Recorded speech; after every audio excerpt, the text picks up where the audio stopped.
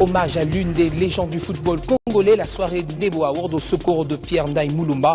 Sous l'impulsion de Maxime Agency, a organisé le week-end dernier une récolte de fonds et un compte bancaire sera très prochainement ouvert au bénéfice du meilleur buteur de l'histoire de la CAN depuis 1974. Ndaï Moulumba est ainsi un label qui sera protégé. Et à l'échelle mondiale, la journée de ce lundi est consacrée au cœur, la journée mondiale du cœur, organe vital de l'homme. Des milliers de personnes meurent chaque année à cause des maladies liées au cœur. Le desk santé de votre rédaction s'est penché sur le sujet. Également, à suivre dans ce journal, le Premier ministre a déposé ce lundi à l'Assemblée nationale le projet du budget du gouvernement central pour l'exercice 2015. Il est évalué à près de 8 milliards 300 millions de dollars américains.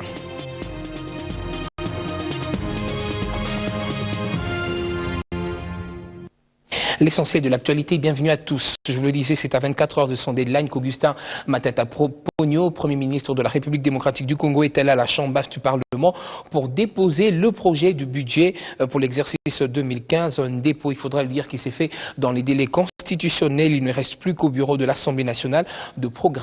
Autre chose dans l'actualité de ce lundi, rendez-vous respecté à la primature avec la Troïka, stratégie qui a eu deux volets essentiels. D'abord, la situation macroéconomique qui se consolide de plus en plus en ce troisième trimestre de l'an avec un taux de croissance de près de 9% pour l'année 2014. Et la République démocratique du Congo est donc à la tête des pays africains. Autre sujet abordé, c'est l'engagement pris par la RDC lors du sommet axé sur l'environnement qui s'est tenu à New York, aux États-Unis, en marge du 69e sommet des Nations Unies. Le compte rendu ici avec le ministre de l'économie nationale, Jean-Claude Nimoyato. La Troïka a parcouru en revue la situation macroéconomique qui atteste que la stabilité macroéconomique se consolide davantage. D'abord, nous avons apprécié le fait que la Banque centrale a présenté une note qui présente les estimations du taux de croissance économique 2014 sur base de réalisation du premier semestre.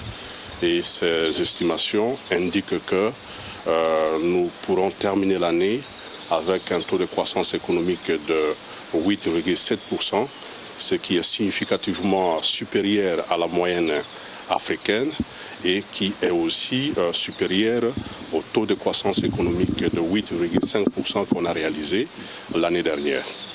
Au niveau international, la Troïka a été informé de la bonne tenue de travaux du sommet des Nations Unies sur le climat qui s'est tenu la semaine dernière à New York. La République démocratique du Congo a participé activement à ce sommet. Au cours de ces travaux, les États se sont accordés de l'urgence d'agir contre les changements climatiques. Et des engagements ont été pris à cet effet. La République démocratique du Congo, État membre à part entière des Nations Unies, va appliquer les engagements qui ont été pris à ce niveau. Et nous allons parler éducation avec l'ONG Action Nike qui a au cours de ce premier trimestre scolaire procédé au lancement de sa campagne d'accès à l'éducation de qualité et moyens de subsistance. Et pour ce lancement, les écoles de la commune de Kisanso ont reçu des bons. 6 écoles de la commune de Kisanso, dans la périphérie de Kinshasa, viennent de bénéficier de 180 bancs grâce à ActionAid. Cette ONG vise une RDC sans pauvreté ni injustice, dans laquelle chaque personne jouit de son droit à une vie digne. C'est justement dans le cadre de sa stratégie qu'elle lance ce projet qui vise non seulement l'accès à l'éducation de qualité, mais aussi des moyens de subsistance des communautés marginalisées à Kinshasa, ainsi que dans le nord et sud Kivu. À l'issue de ce projet, les conditions de scolarisation seront améliorées. Les infrastructures et l'environnement scolaire seront assainis.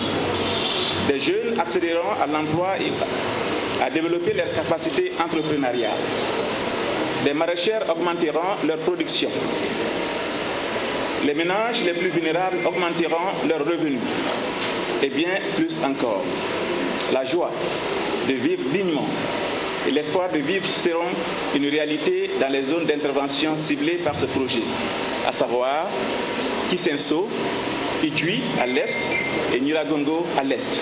Il est vrai que la jeunesse et l'avenir de demain, ceux de Kisenso s'associent à ActionAid pour le changement de la communauté. Ce qu'a fait notre partenaire ActionAid aujourd'hui nous réjouit, parce qu'il y a quelques années, nous avons eu nous-mêmes au niveau de la commune à offrir de bons pupitres aux écoles de Kisenso, à quelques écoles de Kisenso, mais ce n'était pas assez. Maintenant que nous disposons d'un partenaire qui peut nous relayer dans cette action-là, nous ne pouvons que nous sentir heureux. Je ne peux que demander aux promoteurs des écoles, aux préfets et aux responsables de prendre soin de ces outils-là, parce que ça permet à nos élèves de Kisenso de travailler dans des conditions décentes.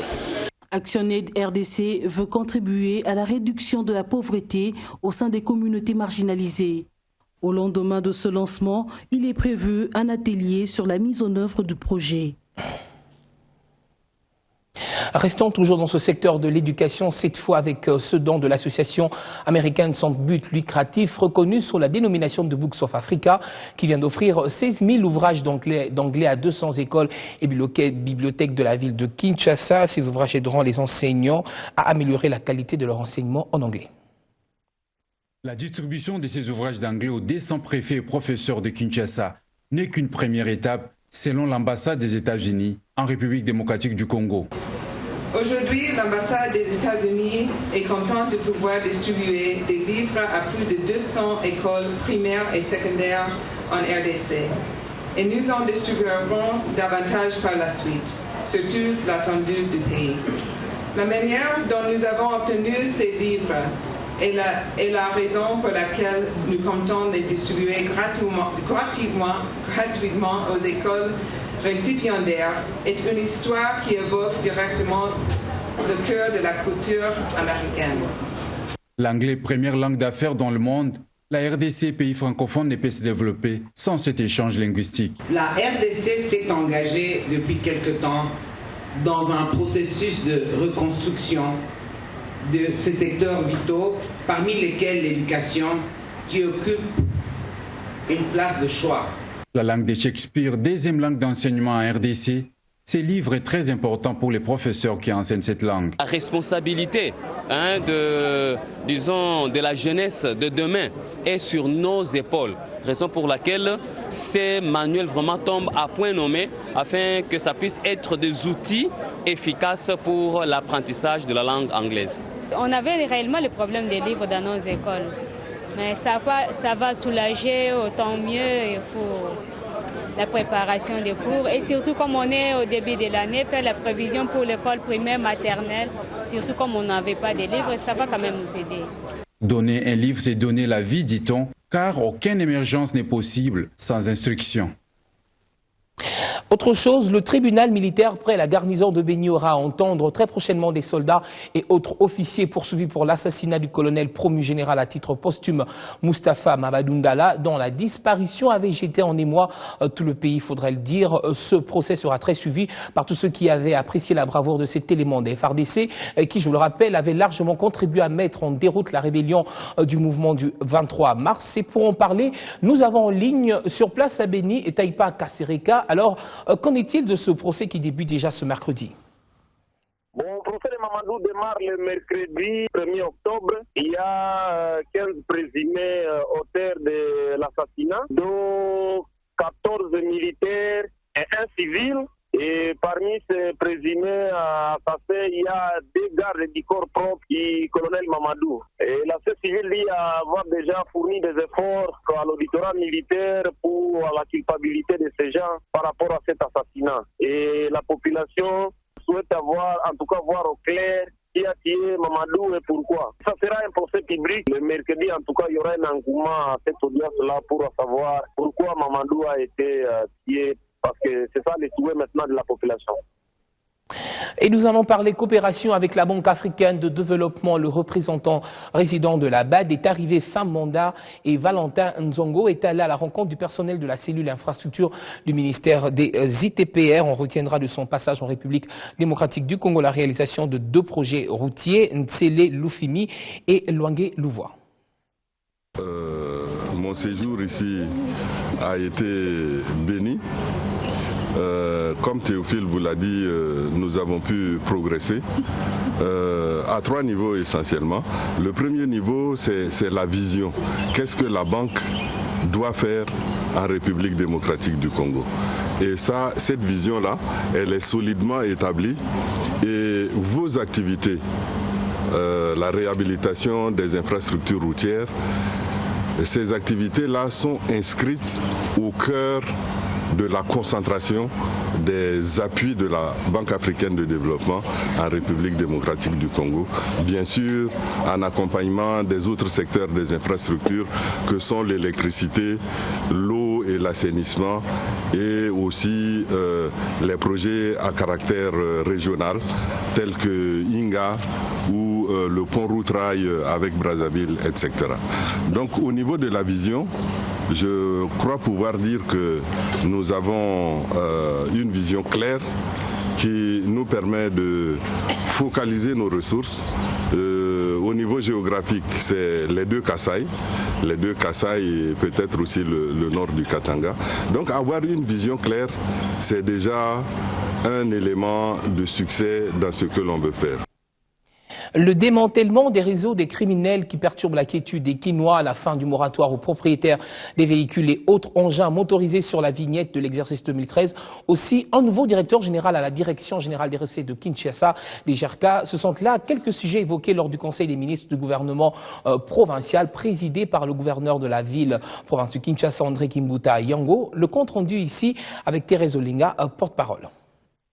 L'exécutif provincial se réjouit du travail remarquable accompli par les éléments de la police nationale dans le démantèlement des réseaux des criminels qui perturbent la quiétude de notre population. En effet, après avoir présenté au public quelques bandes de criminels arrêtés par la police au cours de la parade tenue le 25 août 2014 au camp Lufungula, le gouverneur de la ville a présidé ce mardi 23 septembre 2014 au stade King Kester Emene à Bandalungwa, une nouvelle parade de la police au cours de laquelle 5 bandes de criminels mises aujourd'hui hors d'état de nuire ont également été présentées au public. Ces inciviques, à l'instar de ceux présentés précédemment, se sont illustrés dans des forfaits divers, notamment des meurtres, vols à main armée et autres extorsions. L'exécutif présente ses vives félicitations à la police et invite la population à demeurer vigilante et l'encourage à dénoncer tout suspect afin de contribuer à accroître l'efficacité de l'action de la police. Conséquemment, au point ci-dessus, et dans le souci de permettre aux parents de se concentrer sur la rentrée scolaire de leurs enfants, l'autorité urbaine avait accordé un délai de grâce aux propriétaires des véhicules et autres engins motorisés en retard pour s'acquitter de leur vignette exercice 2013. Devant répondre aux impératifs des assignations budgétaires destinées à donner à la ville les moyens de son action pour l'intérêt de tous, le Conseil annonce que le moratoire est arrivé à son terme. Il y a donc démarrage de la campagne de recouvrement forcé au 8 octobre 2014 prochain. Les assujettis sont instamment priés de se mettre en ordre face à leurs obligations fiscales. L'exécutif provincial projette de réaliser des recettes de l'ordre de 103,7 milliards de francs congolais. Il s'agit d'un challenge à relever dans le domaine de la mobilisation des recettes.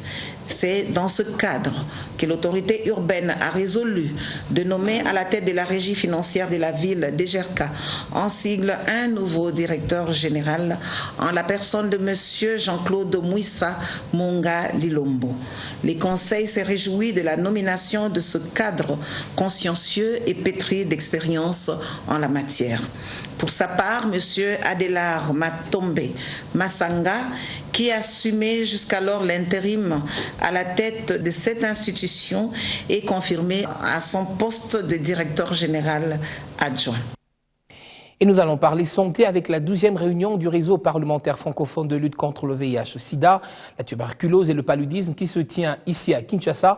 La cérémonie d'ouverture a eu lieu ce lundi au Palais du Peuple. Elle était présidée par le vice-président de l'Assemblée parlementaire francophone.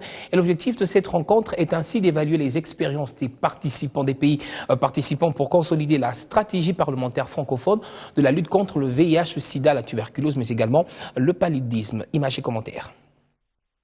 La lutte contre le VIH-Sida, la tuberculose et le paludisme constituent l'un des objectifs du millénaire pour le développement à atteindre d'ici 2015 par tous les pays. Le concours des parlementaires est aussi d'une importance non négligeable. Raison de l'ouverture ce lundi de la 12e réunion du réseau parlementaire francophone de lutte contre le VIH-Sida, la tuberculose et le paludisme, autour du thème « Les effets contre-producteurs des lois pénalisantes dans la transmission des épidémies et la protection des groupes clés ».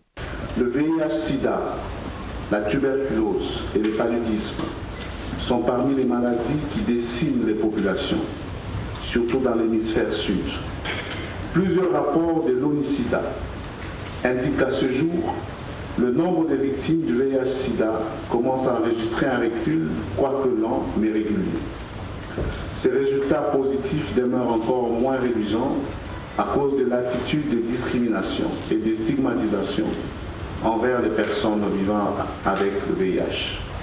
Il y a donc une impérieuse nécessité d'adopter des stratégies appropriées pour promouvoir un environnement juridique favorable aux personnes vivant avec le VIH. Elles ont droit à la vie comme toute personne. Ces assises sont un cadre d'échange au cours duquel les parlementaires francophones vont arrêter des stratégies pouvant ramener les États à allouer des moyens financiers suffisants pour lutter contre ces épidémies.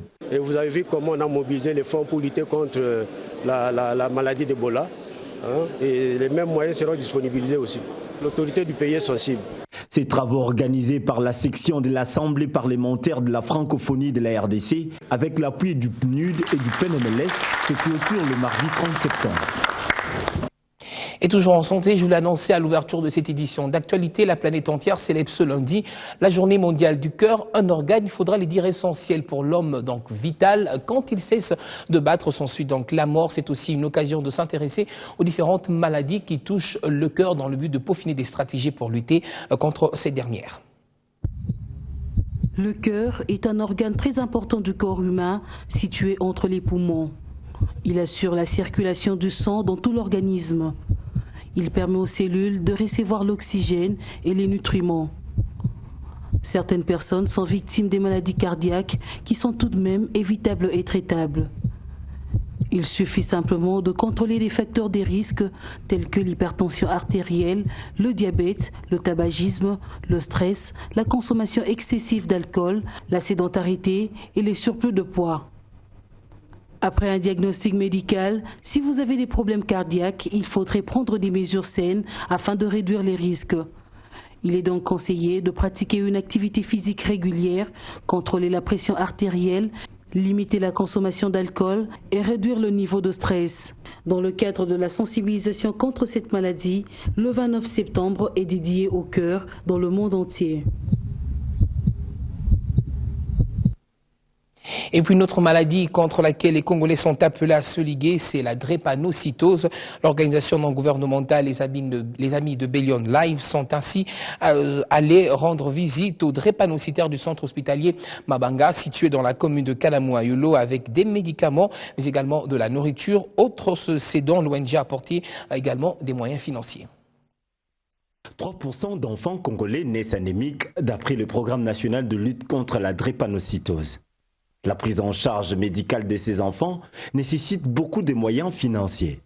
C'est dans ce contexte que le Bellion Live est allé au secours des drépanocytaires du centre hospitalier Mabanga à Yolo.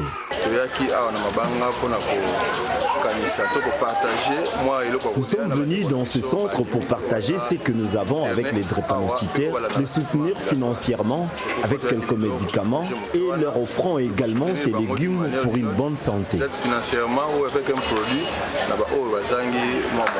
Ces bénéficiaires n'ont pas manqué de mots de remerciement à l'endroit des membres de Bellion Live pour leur assistance. Pour moi, c'est la première fois. Je trouve que c'est une bonne idée de nous assister, qu'il continue comme ça. Pas seulement aux malades de ce centre, même à ceux qui sont dans d'autres centres ou à la maison. Merci infiniment aux amis de Bellon Live. Outre le moyen financier, les amis de Bellon Live ont également apporté des légumes, haricots et autres vivres pour permettre une bonne croissance à ces drépanocytaires. La société de télécommunications Tigo vient de primer ses meilleurs activateurs pour l'année 2014. C'était au cours d'une cérémonie organisée le week-end dernier dans l'enceinte de la salle de spectacle du collège Boboto. Les bénéficiaires ont reçu des primes d'encouragement. Performance, assiduité, compétence, ce sont là les critères dont ont fait montre les quelques vendeurs récompensés par la société de télécommunications Tigo. Cérémonie solennelle au cours de laquelle les bénéficiaires ont reçu des chèques de primes en signe d'encouragement. La cérémonie d'aujourd'hui était, la raison c'était pour récompenser tous les meilleurs qui ont fait de Tigo un des meilleurs opérateurs de la République. Okay, donc c'était pour récompenser ceux qui ont bien travaillé depuis le début de l'année, qui ont bien fait leurs activations, qui ont réussi à gagner de l'argent. Et il fallait récompenser parce que c'est lui qui a bien travaillé, il faut lui donner sa part. Travail de titan, les bénéficiaires comptent faire encore plus. Annuellement, Tigo a récompense. C'est une récompense annuelle qu'offre Tigo meilleur vendeur. Il y a 5 catégories, mais aujourd'hui on en a primé 2. Les premiers ont reçu $150 et les deuxièmes ont reçu $300. Nous sommes des activateurs de terrain. Il nous faut vendre plus de 50 SIM et que les abonnés consomment au moins 80 unités. Puis, Tigo te donne un kit scolaire d'une valeur de $150 américains. Je suis fier de Tigo. Grâce à lui, aujourd'hui, je suis patron, pourtant je ne suis qu'un vendeur. J'invite tous les amis à nous emboîter le pas, car Tigo offre du travail. Cérémonie, faudrait le dire, qui intervient 4 mois après celle de certification des meilleurs vendeurs qui s'était tenue dans le même cadre. Rendons-nous en province, précisément dans le Nord Kivu. La population de Mwenza en territoire de Rutshuru pleure son chef du groupement, M. Bonane Gaene Serungari, assassiné dimanche dernier aux environs de 15 heures par des bandits armés inconnus du village Chumirwa. La société civile de Rutshuru plaide ainsi pour une enquête indépendante afin que les coupables soient traduits en justice. Patrick Sellois. La disparition brusque dimanche de M. Bonane Gaene Serungari, réputé très proche de sa population, a créé un choc dans toutes les localités du groupement de Bweza. Il était dimanche 14h55 lorsque M. Bonane est tombé dans une embuscade des bandits armés dans la localité de Chumirwa pendant qu'il quittait Ntamugenga, chef-lieu de son groupement en route pour la cité de Roubaré. Une attaque que la société civile de Rutshuru a du mal à comprendre du fait qu'elle a eu lieu à 2 doigts d'une position des FARDC. Joseph Malira est vice-président de la société civile de Rutshuru. Chaque jour, il va à Mugenga pour voir la situation du milieu et il reste maintenant à Roubaré depuis les événements de 2023. Au moment qu'il est rentré maintenant pour Roubaré, on a bâti à 5 km environ, à un endroit qu'on appelle Chumirwe. Il est quitté Mugenga pour Roubaré. Et d'ailleurs, à route même, il a une position de FARDC à route de Mugenga. Selon les informations recueillies, il était un peu éloigné de 2 km de la position. Celui-ci appelle le gouvernement provincial à diligenter une enquête sur ces meurtres. Mais nous demandons qu'une enquête soit menée pour qu'on trouve les auteurs. On croyait qu'on va sentir une paix durable, mais pour le moment, quand même, ça ne va pas. Il y a toujours des postes de résistance qui restent et qu'il faut quand même dénicher de toutes forces. Par contre, d'autres sources lient ces meurtres du chef de groupement de Bweza au conflit des pouvoirs coutumiers qui serait récurrent dans ce groupement. En outre, enlevé il y a plus d'une semaine, M. Godefroy Mumbere, 25 ans révolu, habitant du village Ntamugenga, dans ce même groupement de Bweza, a été retrouvé mort ce lundi au village voisin de Matebe, tout nu avec la tête coupée. La soirée Ndebo Award au secours de la légende du football Pierre Ndaye Moulamba, sous l'impulsion de Maxime Agency, a organisé le week-end dernier et ainsi abouti à la récolte des fonds et un compte bancaire sera très prochainement ouvert au bénéfice du meilleur buteur de l'histoire de la CAN depuis 1974. Reportage.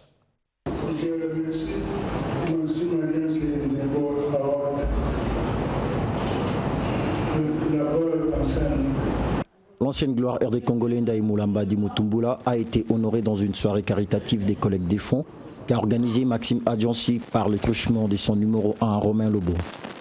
Aujourd'hui, l'honneur revient à Ndaye, ce recordman africain, qui est depuis 40 ans le meilleur buteur d'une phase finale de la CAN. Cette figure majeure du football continental, joueur aux qualités techniques et physiques hors normes, a su subjuguer ses adversaires et accumuler des records à peine imaginables. Ce n'est un secret pour personne de la situation sociale difficile que vit cet ancien léopard. Fatigué par le poids de l'âge, mais il y a 40 ans, l'attaquant de pointe de l'Asie Club a permis à la RD Congo, le Zaïre à l'époque, de remporter son deuxième sacre continental et d'arracher la première qualification à la Coupe du Monde d'un pays d'Afrique subsaharien qui s'est déroulé à la République fédérale d'Allemagne.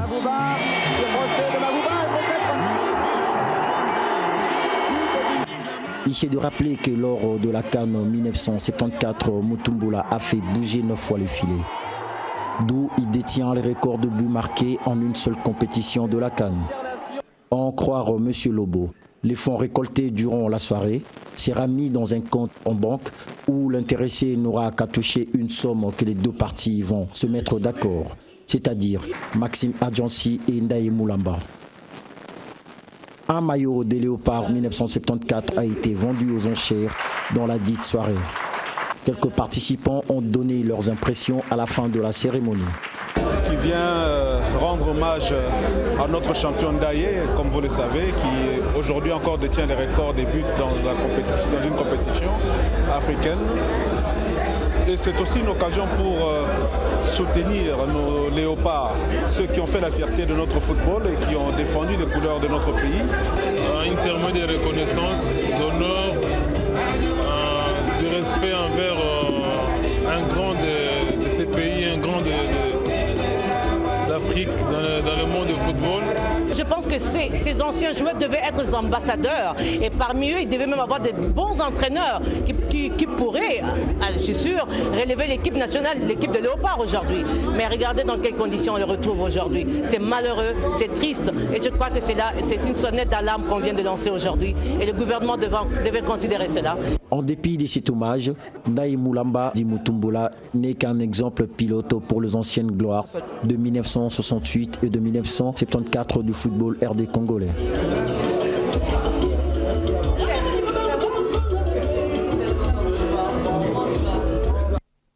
Fin de ce journal, vous pouvez également le retrouver sur notre site internet www.bone-tv.com.